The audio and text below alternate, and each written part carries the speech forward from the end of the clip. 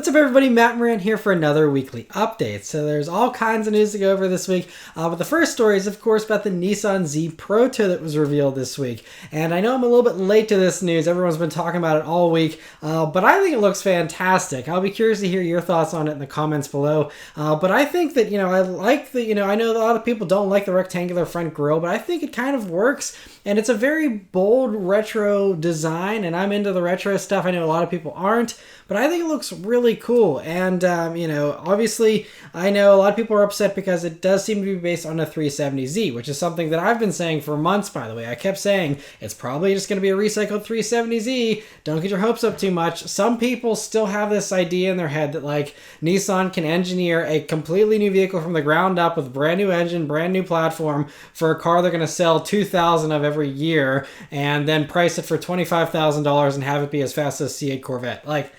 It's never going to happen. So, this is, again, the same thing I say about the Supra whenever that came out. It might not be perfect in your eyes, but, it's a new sports car. And these days, any new sports cars we get are truly gifts because they don't sell. They don't make very much profit for the companies, if at all. And, they don't need to do it. And so I'm just happy this is here. And it is substantially different. Every single panel seems to be new and isn't shared with a 370Z, aside from maybe the roof and a couple trim pieces on the interior.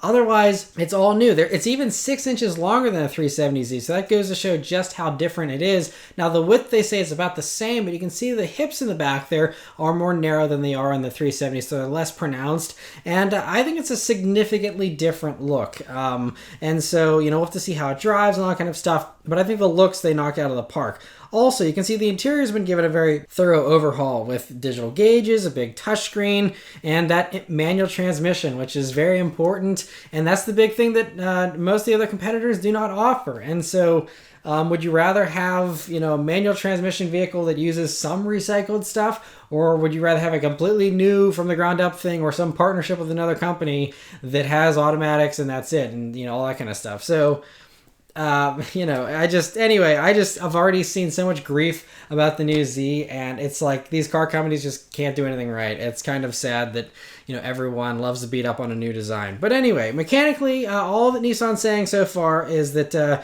it's going to be using a twin-turbo V6 and has the manual, but they say an automatic is in development as well, which makes me think that they will launch it with a manual first and then maybe add the automatic in a year or two, something like that. We'll have to see. Maybe it'll be in development sooner and, be available sooner. We'll have to see about all that. But also pricing. That's another thing. I'm trying to temper everyone's expectations here. Obviously, this is just a prototype. We're not sure when we're going to see the actual production version of this new Z, or even what it's called for that matter.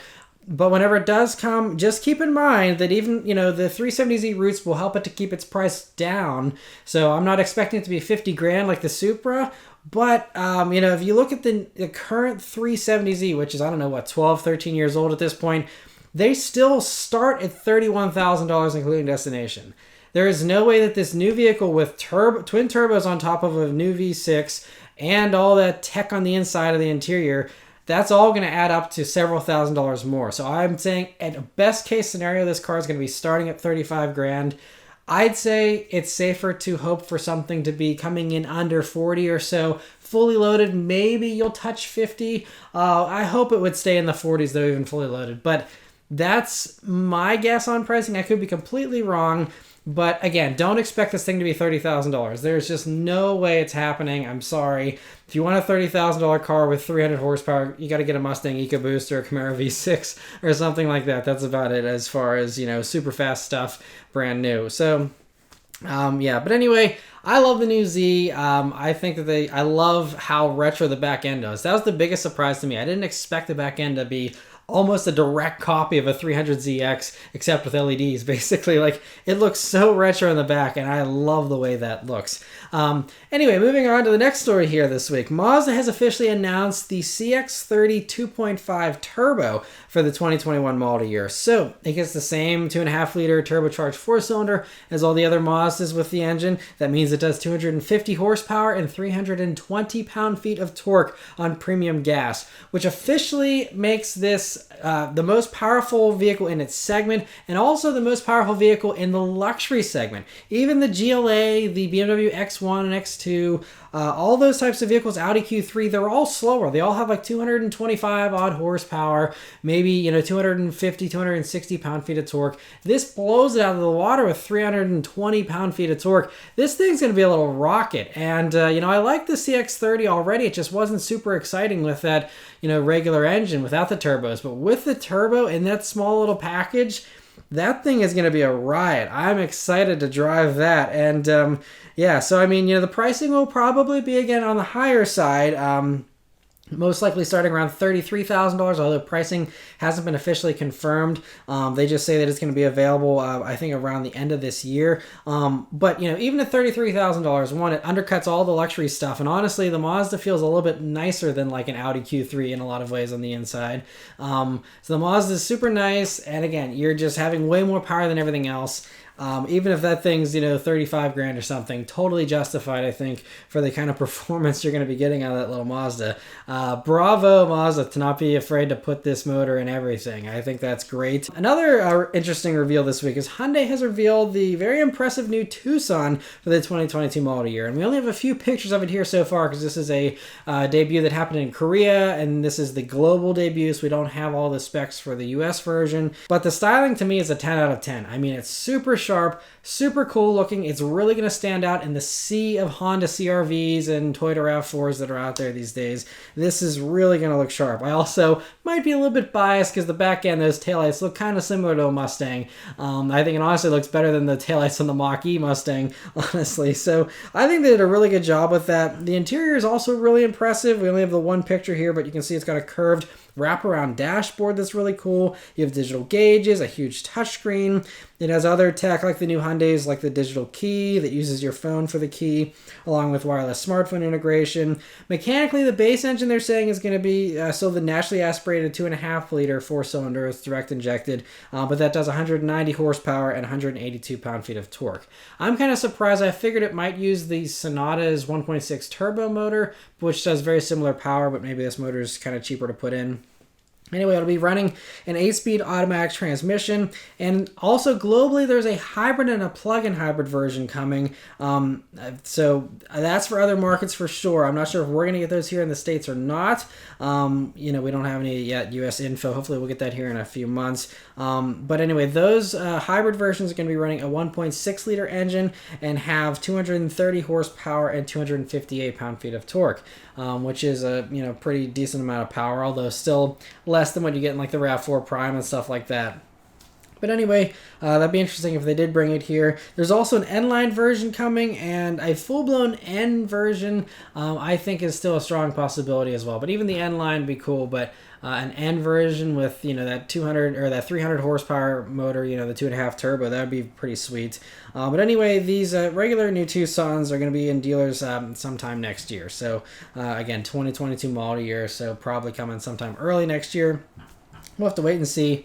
Also, Ferrari this week has revealed a new Ferrari, the Portofino M. And so it's a refresh here, obviously, for the current Portofino. And so it gets a restyled front bumper and rear diffuser. But the bigger changes are with the engine and transmission. So it still runs the 3.9-liter twin-turbo V8 engine, but thanks to revised camshafts and upgraded turbos, it now does 20 more horsepower for 612 horsepower total. Torque is still the same at 560 pound-feet. There's also a new exhaust that has a particulate filter, which is what they have to do over there in Europe, but it does also remove 2 silencers. So that's always good. Hopefully it makes it louder. There's also the new 8-speed dual-clutch transmission is going to be replacing the 7-speed DCT that they previously ran on the Portofinos. It also gets a race drive mode on the Manettino, which is typically reserved for the more aggressive Ferraris. So they're trying to spice up the Portofino a little bit here. And it's also the first Ferrari to have competitive safety tech here now. So you can now get blind spot monitoring, rear cross traffic alerts, surround view cameras, automatic emergency braking, and adaptive cruise with stop and go. So those are all nice features, especially blind spot monitoring and stuff. Are things that I think should be in every car, honestly. The automatic emergency braking and stuff I know might be a little contradictory for a Ferrari, but at least having some of the other stuff is really nice. And so anyway, those are going to be available next summer. So cool to see that. Jaguar has revealed a refresh here for the F-Pace for the 2021 model year. So the headlights and taillights have been restyled, and the grille and fenders get some slight revisions as well. The biggest change, though, is on the inside, where the interior is heavily reworked and includes a new dashboard with Jaguar's newest digital gauges, a huge infotainment screen that's now 11.4 inches for its size. Pretty impressive. Also runs the newest JLR software on it, and there's also going to be new climate controls here, a new steering wheel, which looks very similar to the one on the I-Pace and stuff. And the rotary shifter has also been thrown out, and there's now a more traditional shifter in there instead. Mechanically, the base engine is still going to be the same 2-liter 4-cylinder turbo engine, but the upgraded engine is no longer the supercharged V6s. Instead, it's going to be using an inline 6 that has an electric supercharger as well as a turbo. So kind of similar to the Volvo arrangement. That's what they use as well, except it's on a 4-cylinder. But anyway, here in the Jag, a low output version of that does 335 horsepower and 354 pound-feet of torque. And then there's this new top trim called the R-Dynamic S400. And so that does 395 horsepower and 406 pound-feet of torque, along with a 5-second 0 to 60 for that one.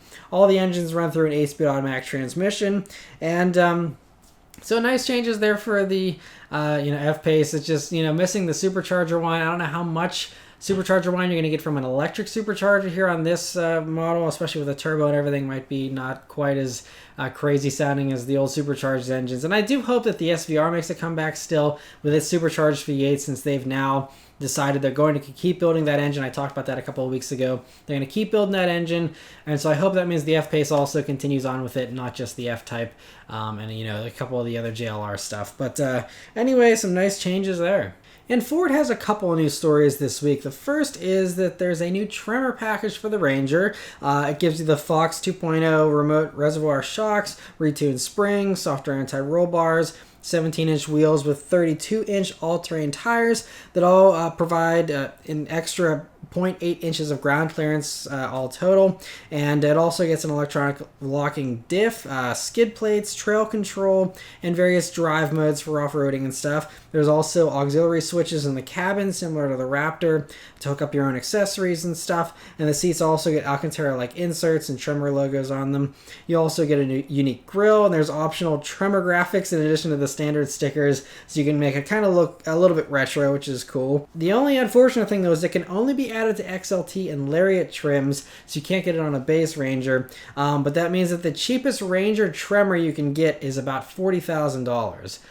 Which, again, like I said whenever I reviewed the Ranger last year, it's like, at that price, I feel like an F-150 or you just doing the mods yourself on a Ranger would make more sense. But I guess, this is nice for people who want to bundle their mods into their financing. That's kind of the way to get that in there. So anyway, I guess there's some demand for it. We'll see how well they sell. But interesting to see that. Ford has also teased the electric F-150 again, saying it's going to be the most powerful F-150 yet, and that it'll be on sale in the middle of 2022.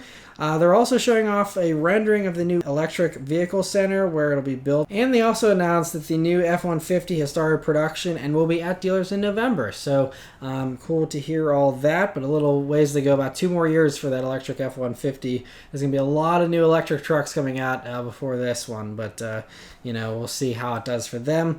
Ford also revealed this strange Bronco teaser on Twitter, just showing it jumping over a hill here in camouflage, and then just saying, testing, is this thing on? And then the Bronco hashtag. And so we already know what the Bronco looks like. So, clearly they're camouflaging whatever this higher performing version likely is. It seems like the fenders are a little more flared out, so maybe this is the Raptor version. I guess Warthog is also a name that's been rumored and trademarked here for the Bronco, or just for Ford in general. So it could be applied to this, could be applied to something else, or nothing at all. So there's that, more aggressive version of the Bronco, I guess, coming fairly soon if they're already teasing it. But we do know is that there's not going to be a V8 version of the Bronco. So that was the cold water for all the Bronco fans this week that were hoping for a V8. So the news came through Muscle Cars and Trucks that sat down and interviewed the Bronco's chief engineer. And he's quoted as saying, "We have to manage the CO2 implications of the product. saying that it's footprint based and that a small off-road vehicle having a big V8 engine in it, I guess, would really throw the combined ratings at Ford for a loop and just kind of mess all that up, I guess. I don't know. But so then also Ford's global program manager added, if the consumer experience was significantly enhanced with a Coyote engine, it would have been under serious consideration.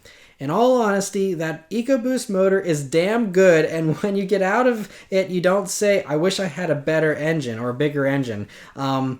So, I can understand their point. I mean, the EcoBoost motors are very quick and punchy, but they must have been wearing earplugs whenever they were driving that around, because that's the thing that they're missing is the sound of it. Yes, we all know that a V8 Coyote motor, is going to be, barely any faster than, a tuned up version of the EcoBoost V6.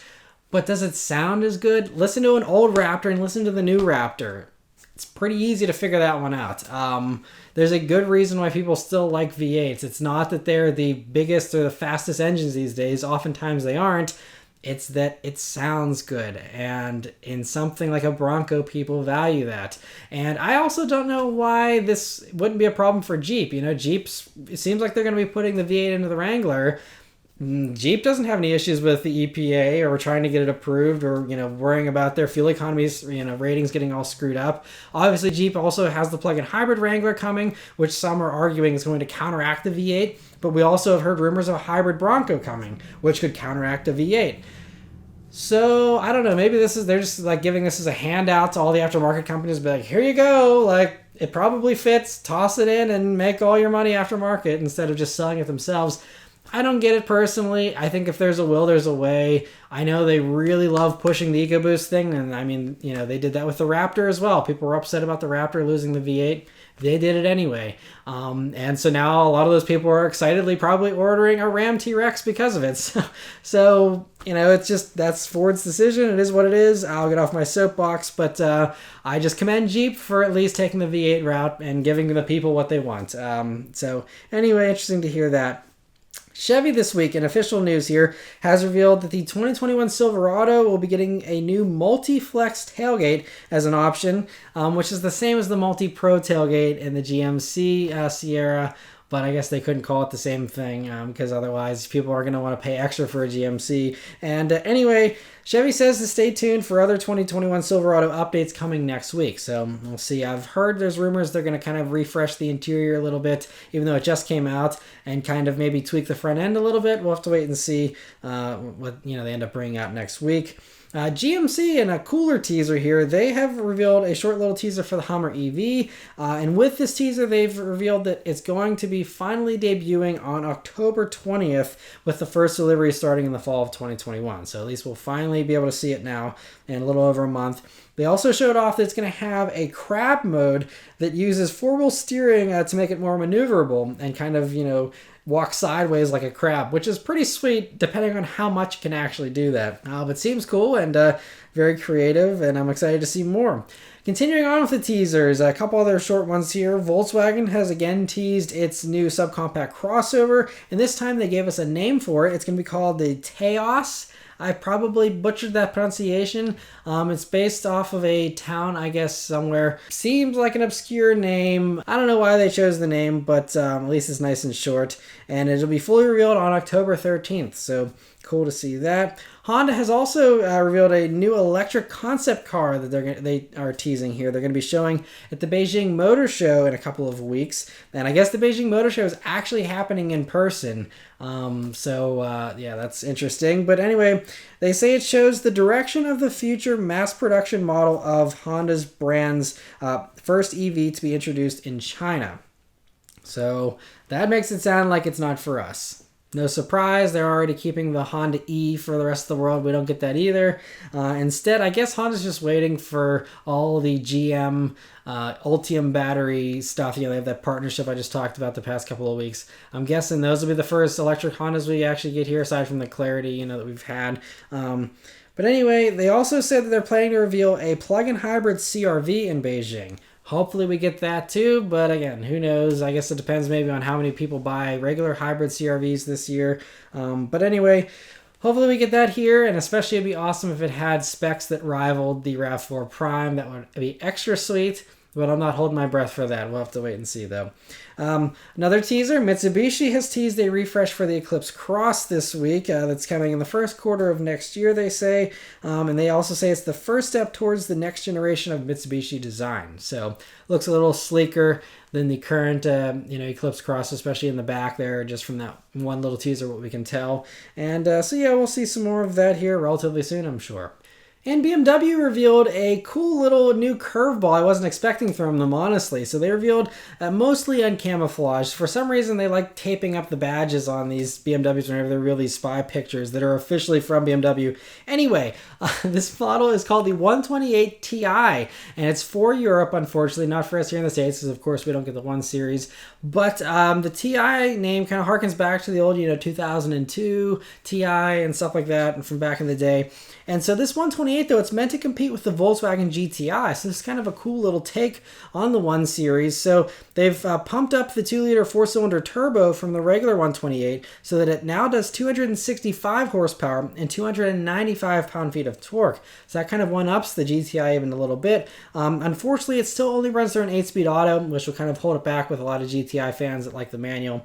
But it does have a torsion limited slip differential, and they say it'll do a 6.1 seconds 0 to 60. But the main focus for them was handling, where they modified the steering and suspension for sportier handling. It also gets the bigger brakes from the M135i, and it'll be going on sale in November in Europe. And while the 1 Series, like I said, doesn't come to the States, this package could still come on the 2 Series Grand Coupe and could essentially be like a Volkswagen GLI competitor, although again, much more expensive. That's kind of the problem is, BMW is just, all their stuff's way too high that everyone still would rather buy a Golf R for probably 5 to 10 grand less than this, and especially if it only does, less than 300 horsepower and stuff, it still is a tough thing to justify. But maybe if they really slash the price down or something, it could kind of make some sense. We'll have to wait and see, but I'm pretty sure the GTI is still pretty safe with where it's at in its niche. Anyway, Kia this week has also officially teased 7 electric cars they plan to reveal by 2027 and have on the market by 2027. So it's hard to make out any details here, but they all look very sleek and somewhat similar to Audis in my opinion. It's good to see that at least just the left side are SUVs, and on the right side it looks like you got just some mostly sportier cars, maybe even a sports car in there. So that's good that they're not doing all SUVs and they'll have some cars still. Kia hopes that electric cars will become 25% of their global sales by 2029. So they're making a big push here, and so that's interesting. But on the flip side here, and some other Kia and Hyundai news, Australian website Car Sales interviewed Hyundai's head of global product management and brought up the idea of body-on-frame SUVs and for Hyundai and Kia. And the executive said, from a brand perspective, obviously that is thinkable. Now, whether it makes sense and in what region and with what particular concept remains to be seen. Nothing can be excluded. And so that's basically where they left it. It was a very vague answer, so I wouldn't really take that as any indication one way or another as far as, whether they're actually going to do a body-on-frame SUV. But supposedly Car Sales has some intel that the rest of us don't have. They seem to think that there will be a body-on-frame vehicle coming. It's in development already, supposedly, at Hyundai and Kia. And that the platform it's going to be on is actually going to be used to make a pickup truck that they claim is about the size of the Ford Ranger. Again, that's kind of an interesting thing because we already know the Santa Cruz is coming, which is a unibody pickup that'll kind of compete with stuff like the Honda Ridgeline. But those are already kind of the size of a Ranger. So, maybe it'd be a little bit bigger than a Ranger. I don't know. That's kind of an interesting position to be in. But we'll have to see if that happens, whether the truck or the larger 3 rows even happen. But with how, popular the Telluride and Palisade are, I'm sure they're like, hey, Americans like enormous vehicles. Maybe we should make something even bigger because bigger is better in America. So I could see this, definitely getting greenlit very easily. especially if, fuel economy regulations and stuff stay about the same, and so they also are saying the Genesis could get a version as well, because again, everyone just wants massive things, and apparently everyone can afford, $70,000, $80,000, $90,000 SUVs, and so, they're going to keep churning them out as long as people keep buying them. And the last story this week here is about Rimac and Bugatti, and this is an interesting curveball as well. So, according to anonymous sources that spoke to Car Magazine in the UK, in the past couple of weeks, Volkswagen executives have actually approved a deal to sell Bugatti to Rimac. And so the Volkswagen board supposedly hasn't approved it yet, but we do know that Volkswagen was interested in selling off basically all their luxury brands last year, aside from they wanted to keep Audi and Porsche, but like Lamborghini, Bentley, Ducati, Seat, and also Bugatti were all on the table as brands they would like to sell just to raise extra money after Dieselgate, and also to pay for all the electric stuff, which is very expensive. And so it wouldn't be a straight up sale though, because the way the deal is supposedly going to be structured is that Volkswagen would trade the whole Bugatti company to Rimac in exchange for a bigger stake in controlling ownership in Rimac. So right now Porsche owns 15.5% of Rimac, and that was mostly, I think, to help with electric vehicle tech and stuff like that. And so this trade could make it 49%. So basically, Porsche and Volkswagen Group would basically almost own half of Rimac in exchange for giving away Bugatti, basically, which is kind of crazy and just shows how much they really love Rimac. I know Rimac has made, 2 very impressive cars now. Their technology is spectacular. They're already in a deal also with, I believe, Kia to, do a very fast electric car for them. Clearly their tech is top notch and stuff. But to trade the entire Bugatti company for just a larger stake is it's a bold move. I guess it really shows just how impressive Rimac is. Maybe I'm underestimating them a little bit. They seem very, very cool, but I guess there's something really impressive with that tech that Volkswagen desperately wants, so much so they would just, instead of selling and actually raising funds with Bugatti, just, having it go away in exchange for more Rimac, which is very, very interesting. So again, this is just an anonymous source that's reporting this right now, so we'll have to wait and see if this actually happens. But if it does happen, that means that this would probably officially end the W16 engine for good, and make all future Bugattis likely electric, unless Rimac has a thing for gas stuff still, in a very niche segment or something. I don't know. They might keep it alive. But if they do say that all future Bugattis are going to be electric, then those Veyron and Chiron prices could start to rise a little bit if they become even more collectible than they already are. So interesting to hear that crazy stuff going on here. I'll be very curious to see how that pans out. But anyway, that's it for all the news this week, guys. Let me know your thoughts and everything here in the comments below. Thank you guys very much for watching. I hope you continue to stay safe and healthy, and I'll see you guys on the next one. Take care.